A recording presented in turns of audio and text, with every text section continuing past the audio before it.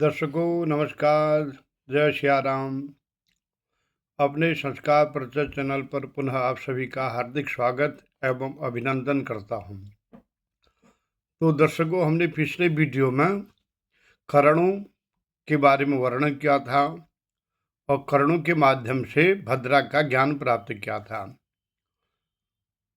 तो दर्शकों, हम तिथि के अनुसार से भी भद्रा के बारे में ज्ञान प्राप्त जान सकते हैं और करणों के माध्यम से भी हम भद्रा का ज्ञान प्राप्त कर सकते हैं।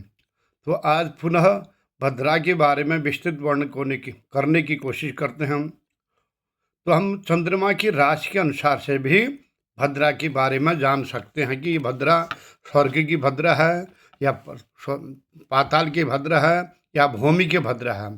तो राशि के आधार से भी हम भद्रा के बारे में इस प्रकार से मालूम कर सकते हैं।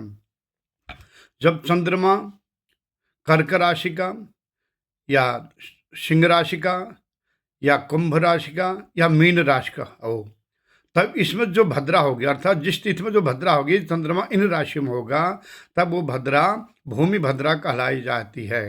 अर्थात भद्रा का वास भूमि में होता है।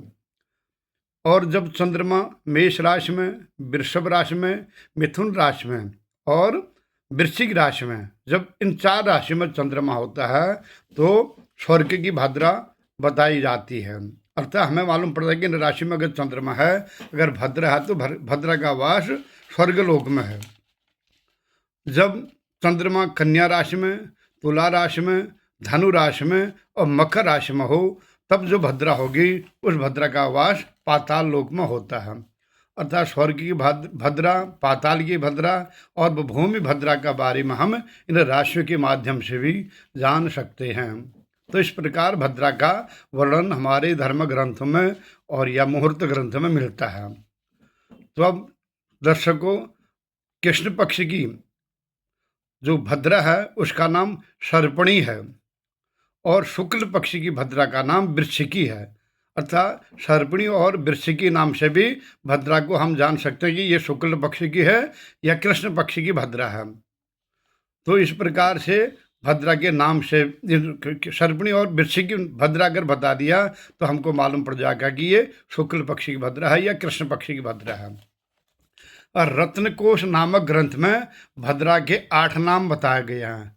जिस प्रकार 8 तिथियों में भद्रा होती है, उसी प्रकार 8 नाम भी बताए गए हैं, क्योंकि शुक्ल पक्ष की 4 तिथि में भद्रा होती है और कृष्ण पक्ष की 4 तिथियों में भद्रा होती है, जिसके बारे में पिछले वीडियो में वर्णन कर दिया गया था। क्योंकि शुक्ल पक्ष की 4, 8, 11, 15 अर्थात चतुर्थी, अष्टमी, एकादशी और पूर्णिमा में भद्रा होती है और कृष्ण पक्ष की 3, 7, 10, 14 अर्थात तृतीया, सप्तमी, दशमी और चतुर्दशी तिथि में भद्रा होती है। इसके बारे में पिछले वीडियो में वर्णन कर दिया गया था।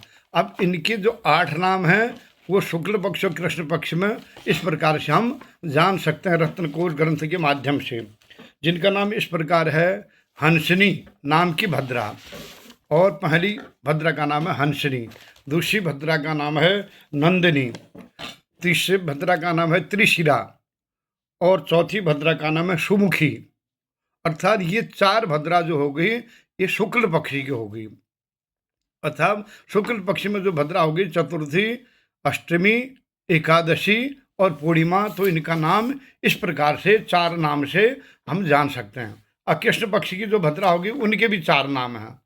तो इस प्रकार उनका नाम है करालिका, वैकृति, रौद्रमुखी और चतुर्मुखी।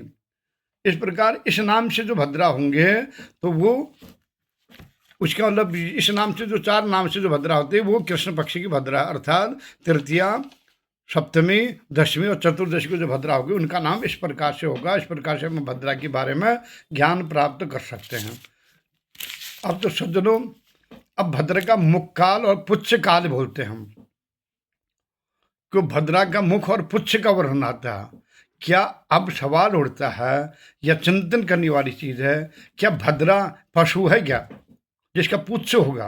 पुच्छ तो जानवर का होता है, लंगूर का होता है, बंदर का होता है या सर्प का होता है, बिच्छू का होता है, छिपकली का होता है, इत्यादि का तो पुच्छ होता है। अब बाकी का तो पुच्छ होता नहीं, मुख तो ठीक है। अब इसके बारे में अब वर्णन है, पहले हम भद्रा के बारे में जाने। भद्रा है क्या चीज? सुभद्रा बहुत बढ़िया नाम है, क्योंकि स्त्री पुल्लिंग में होगा तो भद्र होगा, भद्र पुरुष। तो अब भद्रा क्या चीज है, इसके बारे में पहले हम जाने। तो भद्रा का वर्णन मिलता है, भद्रा भगवान सूर्य की पुत्री है। कहीं का पर वर्णन मिलता है भगवान सूर्य की पुत्री भद्रा है, अर्थात शनि की बहन। अच्छा, भगवान सूर्य के दो पत्नियां थी, जिनका नाम छाया और दूसरी का नाम है संज्ञा। तो छाया के पुत्र हैं शनि महाराज और भद्रा, और संज्ञा के पुत्र हैं यम और यमुना। ये एक पुत्र एक पुत्री संज्ञा की है, और एक पुत्र एक पुत्री छाया की है, अर्थात शनि की बहन भद्रा है। अब दूसरा वर्णन मिलता है भद्रा के बारे में। एक बार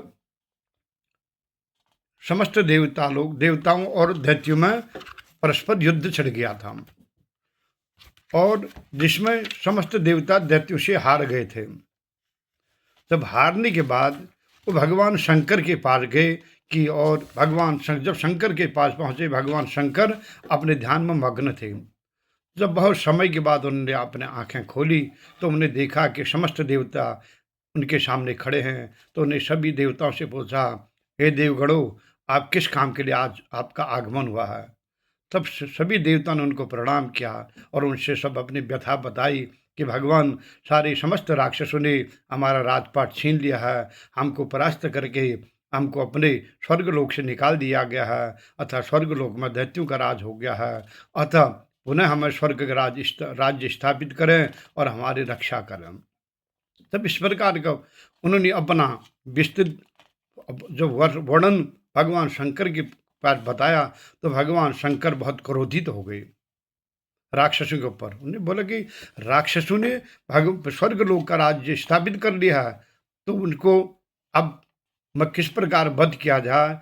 तो भगवान शंकर जब बहुत क्रोधित हो गए, उनके नेत्र और शरीर से एक विकराल देवी का प्रादुर्भाव हुआ, जो जिसके सिर भी थे और पुच्छ भी थी। मुख वाली और पुच्छ वाली भद्रा देवी का आविर्भाव हुआ था। और जब आविर्भाव हुआ तो भगवान शंकर से उस भद्रा ने बोला कि भगवान, आपने मेरे को प्रकट कर दिया है, तो मेरे लिए क्या आदेश है, अतः मेरे को आज्ञा दें। तब उन्होंने बताया कि उस देवी को बताया, भद्रा जिसकी मुख और पुच्छ वाली भद्रा को बताया, हे देवी, तुमने जाकर स्वर्गलोक में जाकर समस्त दैत्यों का वध करना है और देवताओं को पुनः राज्य स्थापित कराना है, यही काम तुम्हारा है। तो इस प्रकार जब भद्रा स्वर्गलोक में गई विकराल रूप धारण करके, तब भद्रा देवी ने समस्त दैत्यों का वध किया और उसके बाद देवताओं को पुनः उनका राज्य वापिस कराया। तो इस प्रकार से भी हमें भद्रा के बारे में वर्णन मिलता है। तो सज्जनों, अब आप समस्त इसके बारे में, भद्रा के बारे में जान गए होंगे। भद्रा क्या चीज़ है, भद्रा क्या देवी है, क्या है। मुख और पुच्छ के बारे में भी शायद आपकी शंका का समाधान हो गया होगा।